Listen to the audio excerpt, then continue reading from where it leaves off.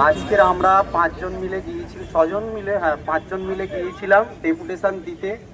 তো ওখানে আমাদের আজকে শিক্ষামন্ত্রী না থাকায় অ্যাডিশনাল চিফ সেক্রেটারি পুরো প্রত্যেকটা পয়েন্ট কিভাবে আমরা হ্যাম্পার হয়েছি সেই জিনিসটাকে তুলে ধরা হয়েছে। উনি নিজেই বললেন যে এই 10 নাম্বার দেওয়া কি করে যায়, উনি নিজেই কোশ্চেন্স করলে বলে এই পয়েন্টটা তো ডেটা স্ট্যাটিস্টিক্স তো তোমরা যেভাবে দেখাচ্ছ ওনাকে পুরোপুরি দেখানো হয়েছে যে ফ্রেশার্স এমপ্যানেলড বলতে সেখানে শুধুমাত্র দেখা যাচ্ছে ইডব্লিউএস ক্যাটাগরি আর পিএইচ ক্যাটাগরি স্টুডেন্ট, সেখানে শুধুমাত্র যে আনরিজার্ভ ক্যাটাগরি না তার সাথে এসসি এসটি ওবিসি মানে 32টা 11-12-এর সাবজেক্টের ভেতরে 7-8টা সাবজেক্টে কোনো রকম কোনো ফ্রেশার্সরা অ্যাকচুয়ালি পাইনি। উনি বললেন যে এই ডেটাটা তোমরা আমাকে যেটা দিচ্ছ সেটার বেসিসে আমি এসএসসিকে কল দেবো, এটা উনি নিজে বলেছেন।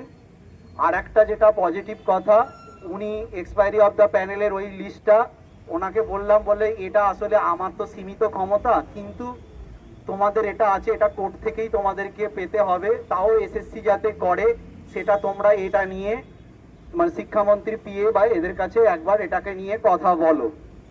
এবং উনি সেই জিনিসগুলোকে দেখেছে, OMR publications expiry of the panel, এই জিনিসটা খুব সুন্দর করে ওনার কাছে তুলে ধরা হয়েছে।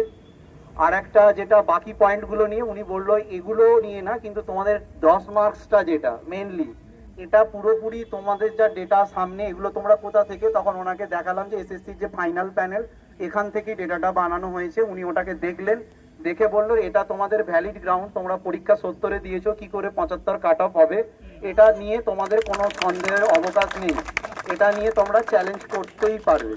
এটা নিয়ে আমি এসএসসি ডিপার্টমেন্টকে আমি তোমাদের ডেটার ভিত্তিতে ওদের কাছে কল দেবো, এটা উনি নিজে বলেছে পার্সোনালি। উনি কালকেরও আমাকে ডেকেছে 12টার সময়।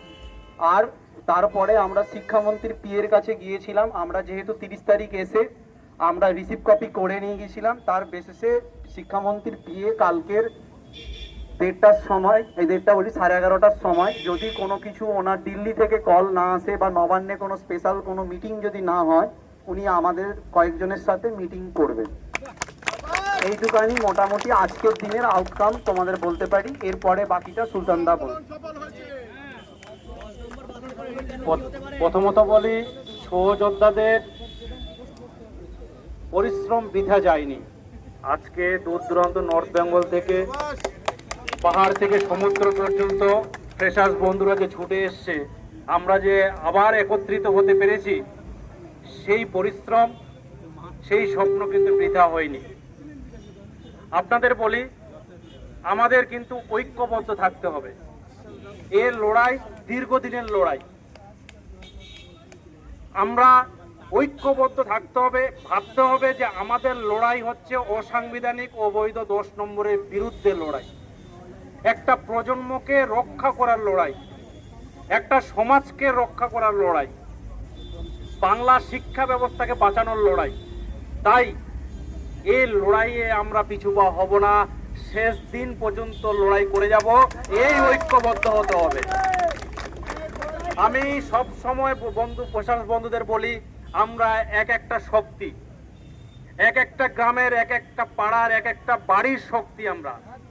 আর এই শক্তি আমরা আজকে দেখাতে পেরেছি, আমরা ঐক্যবদ্ধ হয়েছি।